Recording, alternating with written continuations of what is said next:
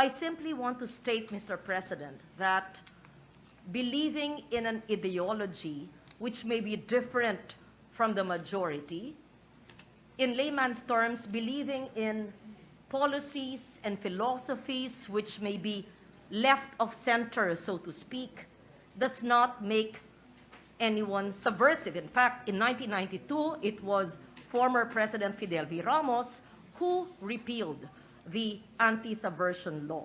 Having said that, Mr. President, I have pushed for the resumption of peace talks.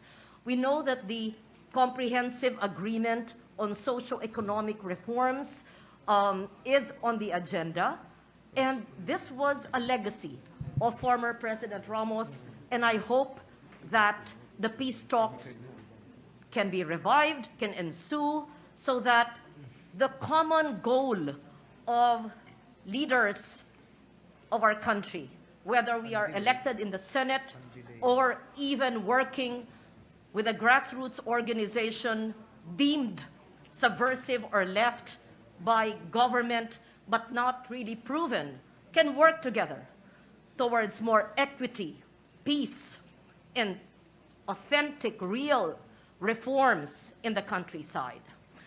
I will never judge Chair Popoy de Vera, just as I will never judge his sister.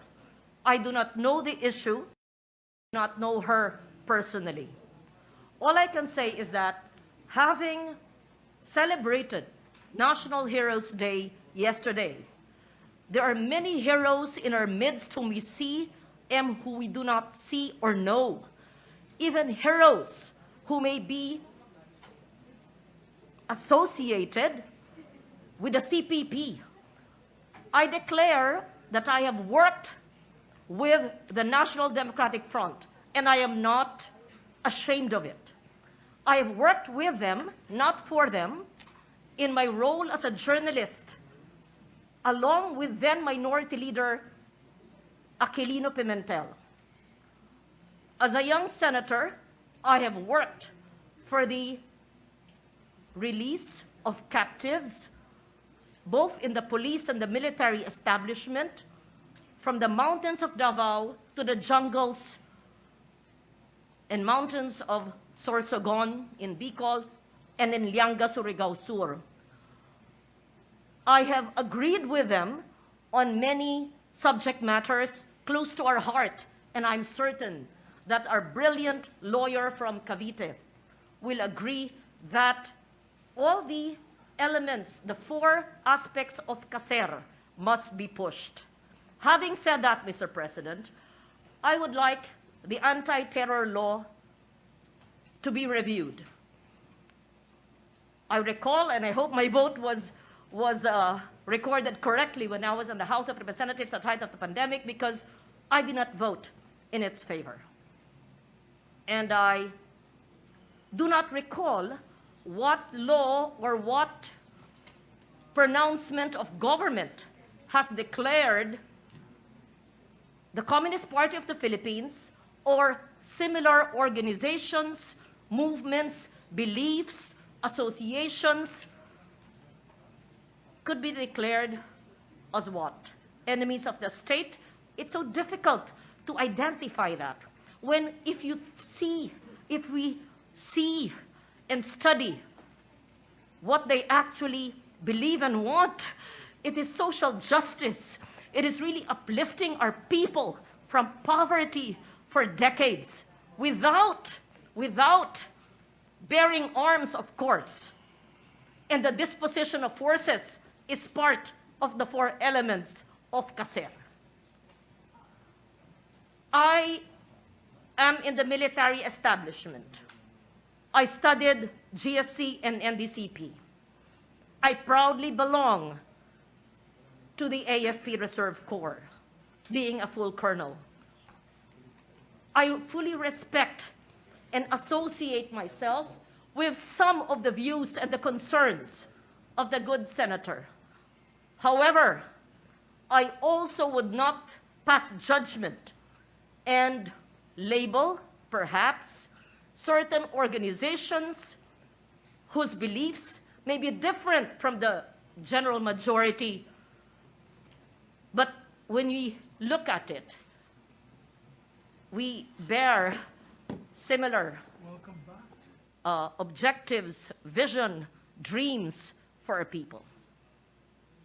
I say that not in contrary to my good friend Senator Tolentino's manifestation today, or those who wish to associate with them.